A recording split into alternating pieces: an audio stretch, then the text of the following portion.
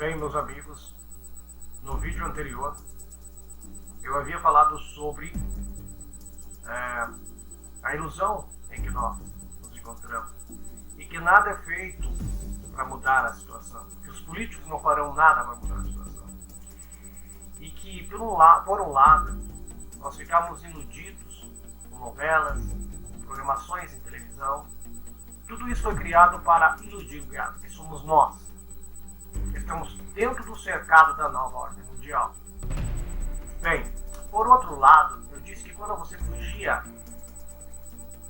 desses intempéries, dessas mentiras, você achava, ou seja, você acha que indo para a igreja está recorrendo a Deus para resolver o seu problema. Mas que também é uma outra ilusão. Por quê? Ficam acreditando em arrebatamento e que Jesus vai buscar a igreja, porém não sabe que isso é mais uma fantasia criada pela igreja romana, ao qual a evangélica segue. Porém, não vai haver arrebatamento. Todos nós vamos ter que passar pela tormenta. Eles mudaram os originais das Sagradas Escrituras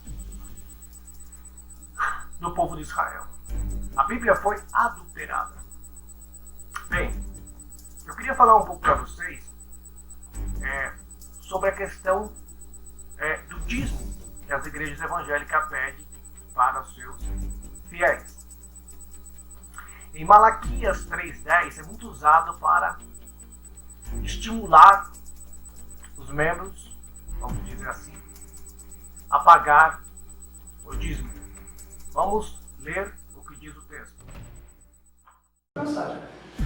Trazei todos os dízimos à casa do tesouro, para que haja mantimento na minha casa. Provai-me nisso, diz o Senhor. Aí o Senhor faz um desafio. Provai-me nisso, se eu não vos abrir a janela do céu e não derramar sobre vós bênçãos sem medida. Esse é bom. Isso, o povo está mais ganancioso que ainda dá uma oferta melhor. Aí enche o povo. Quando Deus repreende os israelitas por meio de Malaquias, de que aliança ele está falando para criticar o procedimento dos israelitas? Mosaica. Né? Quem eram os objetos, os destinatários da aliança mosaica? Quem? Os judeus, antes de Jesus, né? E entre outras coisas, entre os sacrifícios que eles tinham que fazer direito, entre a vida que Malaquias critica por geral deles, eles tinham que trazer os dízimos aonde? Na casa do tesouro. Onde é que ficava isso? No templo. Trazer os dízimos à casa do tesouro. A casa do tesouro era um local dentro do templo. Era um local que só o sacerdote podia entrar. O dízimo é um dos preceitos da Torá, da lei, que gira em torno do templo. Então, se não tem mais templo, não deveria ter dízimo, porque os judeus sempre entregaram o dízimo no templo, ok? Outro detalhe interessante é que o dízimo ele foi instituído lá em Levítico. E o dízimo é um preceito judeu, é da lei, é da Torá.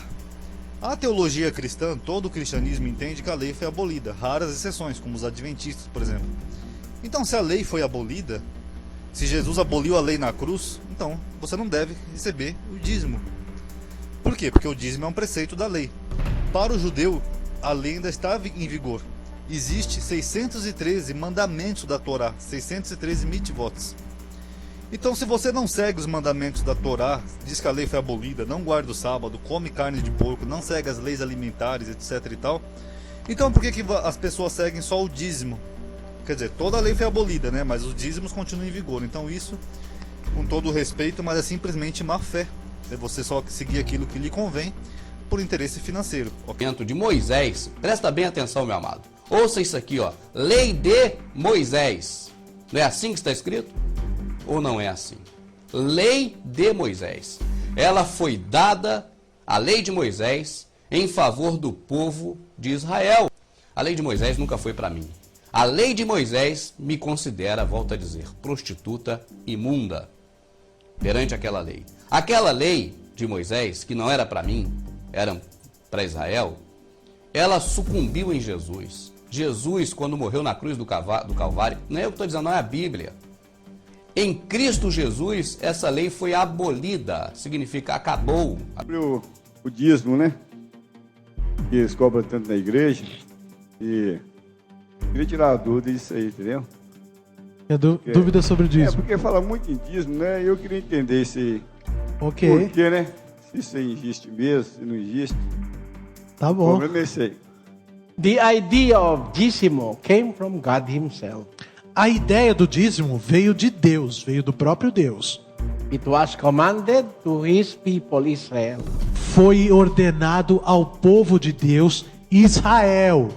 And there is a group of person that has the right to collect the tithes from Israel. E existia um tipo de pessoa especial, que era o único tipo de pessoa que tinha o direito de coletar os dízimos de Israel. 75. E quem era esse tipo de pessoa? Hebreus Hebreus. 7:5.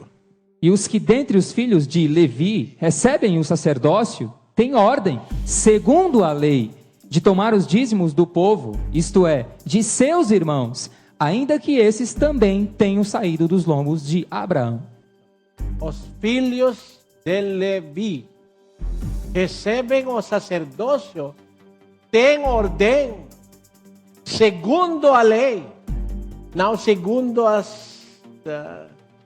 seus pensamentos, não? Não, segundo a lei, de tomar os dízimos do povo, isto é, de seus irmãos israelitas. Hoje em dia, nos púlpitos de muitas igrejas, em muitos canais de televisão, tem vários ladrões que estão abusando das pessoas que querem servir a Deus. Primeiro, ladrões porque eles estão exigindo algo que não pertence a eles. O dízimo fazia parte da lei do Antigo Testamento. E quando alguém hoje cobra e exige o dízimo dos fiéis, está tomando o que não pertence a ele. Está usando a palavra de Deus para tomar o que não pertence a ele. Mas tem um outro sentido, em que esses falsos mestres são ladrões. E algo muito pior do que só tomar 10% do seu dinheiro.